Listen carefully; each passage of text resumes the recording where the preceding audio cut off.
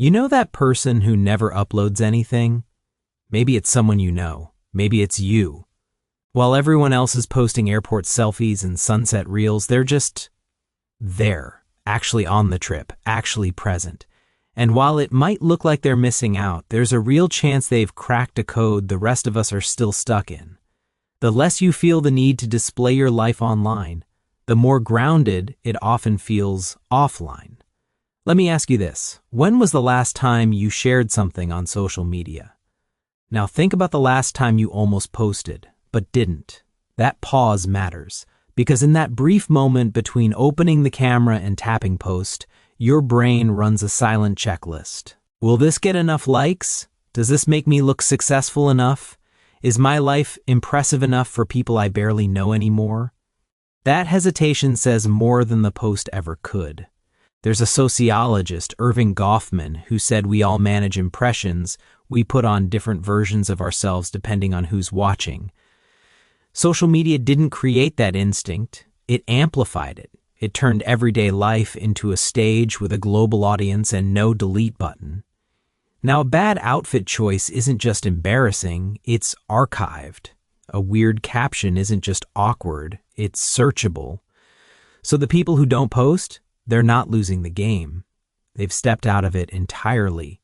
Research suggests around 30 to 40% of social media users never post at all.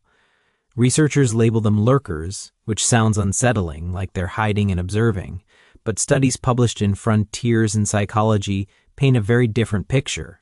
When the pressure to perform mixes with fear of judgment, something shuts down. Constant comparison, privacy concerns, and outside expectations pile up, and the result isn't motivation, it's mental fatigue, anxiety, withdrawal. In simple terms, your brain hits the brakes to protect you. Think about what scrolling actually does. You're watching highlight reels while living a regular Tuesday afternoon. Even when you know it's curated, your nervous system doesn't care. It just registers. They're ahead. I'm behind. There's a theory in psychology called self-determination theory. It says people thrive when they feel autonomy, when their choices come from within, not from external pressure. Social media does the opposite. It quietly trains you to outsource your self-worth to likes, views, and reactions. So people who choose not to post aren't disconnected. They're reclaiming control. They're saying, my confidence doesn't need witnesses. Studies consistently show that individuals with stable self-esteem and a strong inner compass feel little urge to broadcast their lives. They'll scroll, they'll stay informed, but they guard their boundaries. Think about someone you know who rarely posts. When you meet them in real life, are they empty or isolated? Usually not. More often they're grounded, engaged, content, because they're experiencing moments instead of packaging them. Here's the part most people miss. Even passive scrolling triggers comparison. Promotions, engagements, new homes, perfect bodies, perfect timing. Your subconscious doesn't analyze context, it just tallies perceived losses. People who stay off or stay quiet reduce that constant psychological erosion, not because they're fragile, but because they understand the rules are skewed. Why compete in a system where everyone else controls the lighting and the narrative? That's also why some people can binge hours of YouTube but avoid Instagram entirely. Long-form content doesn't demand identity performance. No one notices if you didn't like the video. No one questions your silence. You're allowed to exist without signaling. It's engagement without exposure, entertainment without evaluation. They found the loophole. Another pattern shows up too.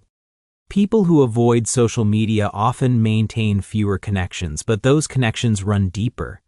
They'd rather have a handful of people who truly know them than thousands who recognize a username. Research backs this up again and again. Relationship quality predicts happiness far better than numbers ever could. 10 honest conversations outperform 1,000 digital reactions. And not posting doesn't mean not caring. These individuals are often hyper-aware. They notice subtle shifts in tone, sudden silences, forced positivity. They're not disengaged, they're observant, quietly analytical. They choose understanding over broadcasting, presence over performance, depth over noise. Psychologists differentiate between public self-awareness and private self-awareness. One fixates on how others perceive you. The other focuses on your internal values and emotions. People who rarely post lean heavily toward the second. Instead of asking, how will this be received? They ask, does this align with who I am? That's not insecurity. That's emotional maturity.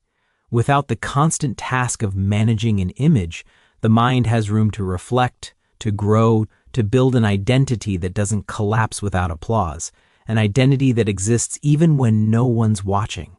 Here's the truth most people overlook. Not posting isn't avoidance.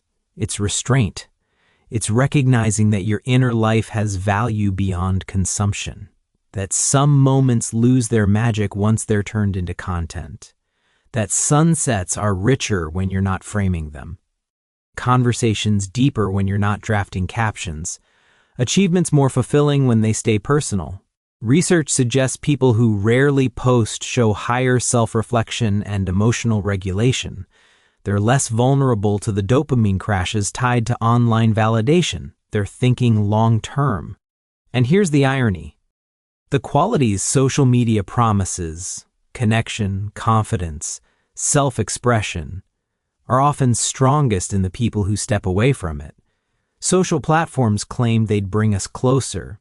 Instead, they built a performance economy where silence feels suspicious and constant visibility feels normal. The people who opt out aren't rejecting connection, they're rejecting the conditions. They're choosing connection without an audience, presence without proof, life without a filter. So think about this. What if the people who don't post aren't behind? What if they're ahead? What if choosing privacy over publicity, depth over reach, and real life over digital applause isn't antisocial, but deeply self-respecting? Because when everything is over, no one wishes they'd shared more stories online, but many wish they'd been more present in their own. The quiet ones aren't disappearing. They're just living where cameras can't follow. If this resonated, consider subscribing. And if you want to support these deeper conversations, hit the join button and become a channel member.